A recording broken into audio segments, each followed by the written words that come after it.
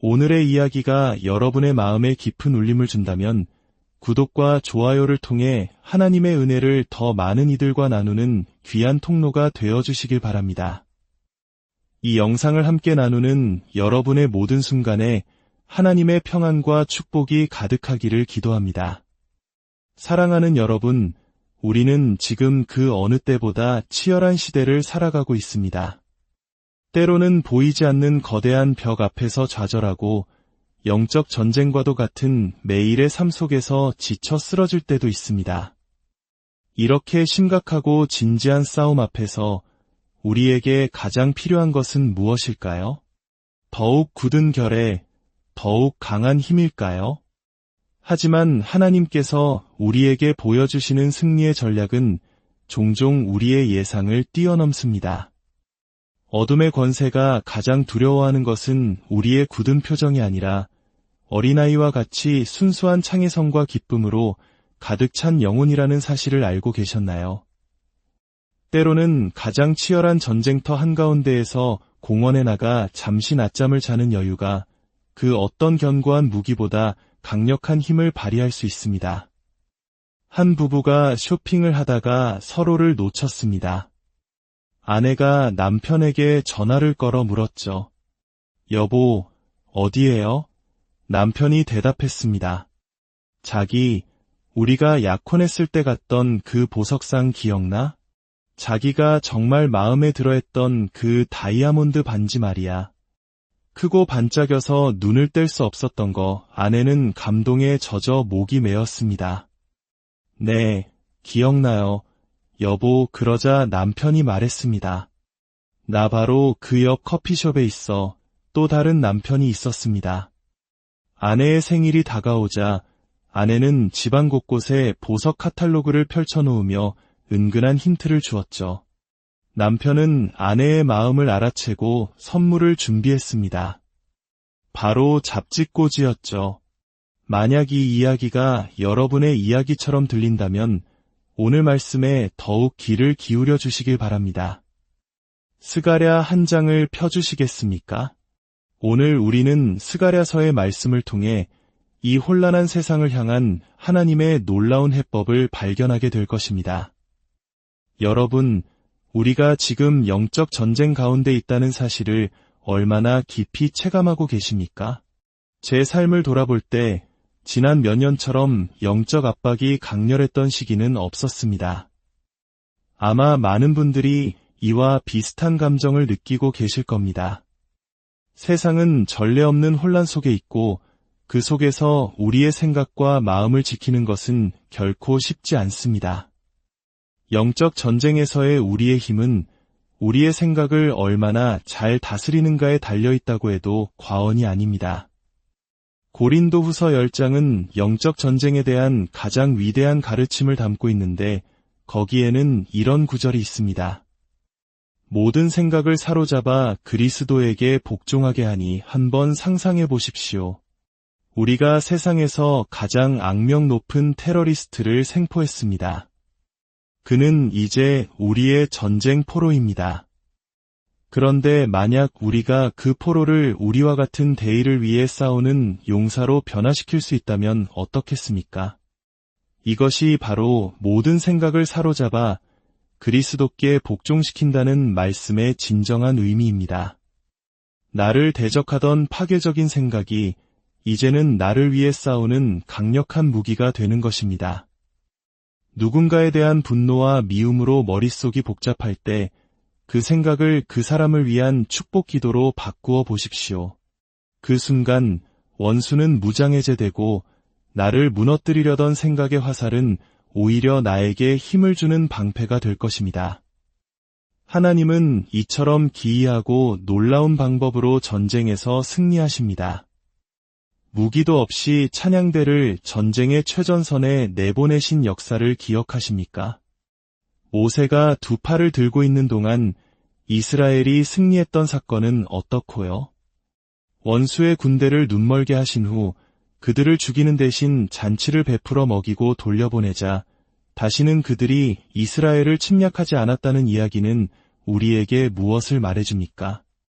이 모든 기이한 승리의 방식은 한 가지 공통점을 가집니다. 바로 하나님과의 깊은 신뢰 관계와 순종입니다. 들어 올린 손, 선포하는 입술, 하나님의 말씀에 대한 단순한 순종이 기적과 승리를 가져오는 열쇠입니다. 자, 이제 스가랴 1장 18절에서 21절을 함께 읽어보겠습니다. 내가 눈을 들어 본즉 네 개의 뿔이 보이기로 이에 내게 말하는 천사에게 묻되 이들이 무엇이니이까 하니 내게 대답하되 이들은 유다와 이스라엘과 예루살렘을 흩뜨린 뿔이니라. 그때에 여호와께서 대장장이 4명을 내게 보이시기로 내가 말하되 그들이 무엇하러 왔나이까 하니 대답하여 이르시되 그 뿔들이 유다를 흩뜨려서 사람들이 능히 머리를 들지 못하게 하니 이 대장장이들이 와서 그것들을 두렵게 하고 이전의 뿔들을 들어 유다 땅을 흩뜨린 여러 나라의 뿔들을 떨어뜨리려 하느니라 하더라. 여기서 4개의 뿔은 동서남북, 즉 온 세상을 뒤덮는 악의 권세와 압제를 상징합니다. 이 악한 힘은 하나님의 백성을 흩어지게 만들고 낙심하게 하여 고개조차 들 수 없게 만듭니다. 정체성을 잃게 하고 분열시키며 깊은 무력감에 빠뜨립니다. 지금 우리가 세상 곳곳에서 목도하고 있는 혼란과 정체성의 위기가 바로 이와 같습니다. 그런데 하나님께서 이 거대한 악의 세력에 맞서 내놓으신 해답은 무엇이었습니까? 바로 4명의 대장장이, 즉 장인들이었습니다. 전쟁의 한복판에서 하나님은 예술가와 기술자, 창조적인 사람들을 일으키십니다. 이것은 단순히 그림을 그리고 노래하는 예술가만을 의미하는 것이 아닙니다. 남들과 조금 다른 특별한 아이를 홀로 키우는 어머니가 그 아이의 눈높이에 맞춰 소통하고 그 아이를 위대한 운명으로 이끌기 위해 발휘하는 지혜와 은혜, 그것이 바로 예술적 표현입니다. 이길 수 없을 것 같은 재판에서 하나님의 창조적인 아이디어를 얻어 승리하는 변호사, 어려운 상황에 처한 기업을 도울 통찰력을 얻는 회계사, 그리고 주님과의 깊은 교제 속에서 흘러나오는 모든 지혜와 창의적인 섬김이 바로 이 시대의 장인들이 발휘하는 힘입니다. 한 연구 결과가 있습니다. 3세에서 5세 사이의 아이들 1600명을 대상으로 창의력 테스트를 진행했습니다. 놀랍게도 98%의 아이들이 창의적 천재 수준의 점수를 받았습니다. 하지만 5년 뒤 같은 아이들이 10살이 되었을 때 다시 테스트하자 그 수치는 30%로 급락했습니다. 그리고 15살이 되었을 때는 단 10%만이 창의적 천재성을 유지했습니다. 성인 28,000명을 대상으로 한 테스트에서는 그 비율이 고작 2%에 불과했습니다. 이 연구는 충격적인 결론을 내립니다. 비창의적인 행동은 학습된다.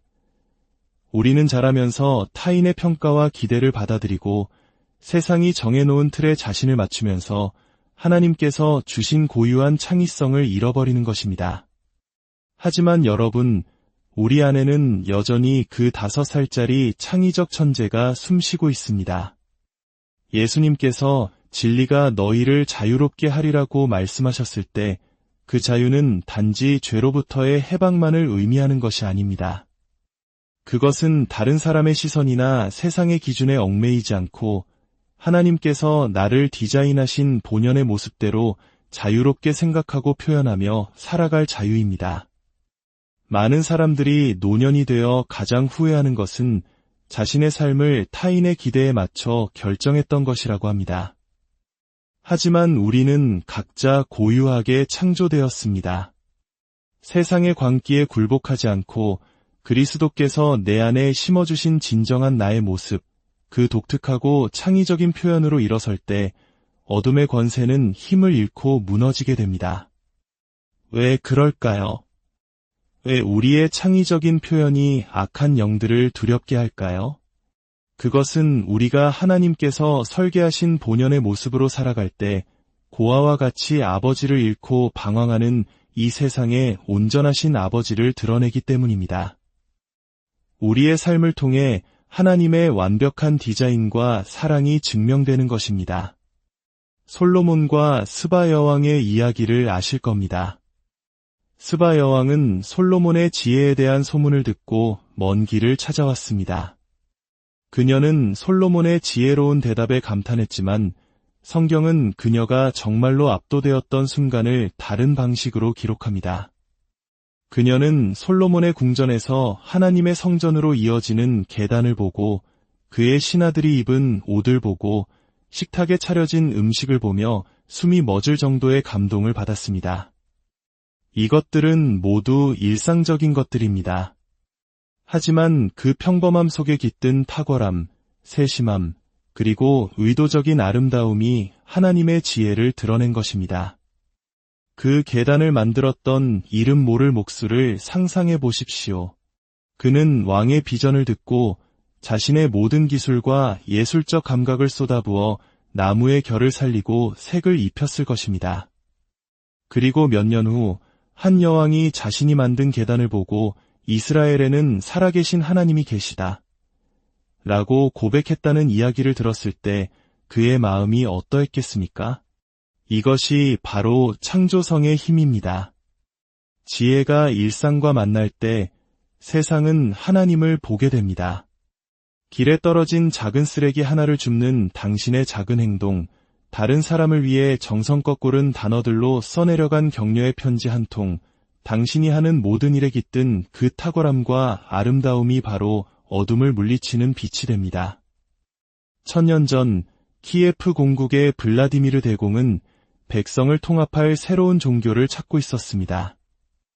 그는 사절단을 세계 각지로 보내 위대한 종교들을 조사하게 했습니다. 어떤 종교는 너무 엄격하고 지루했고 어떤 종교는 너무 추상적이었습니다.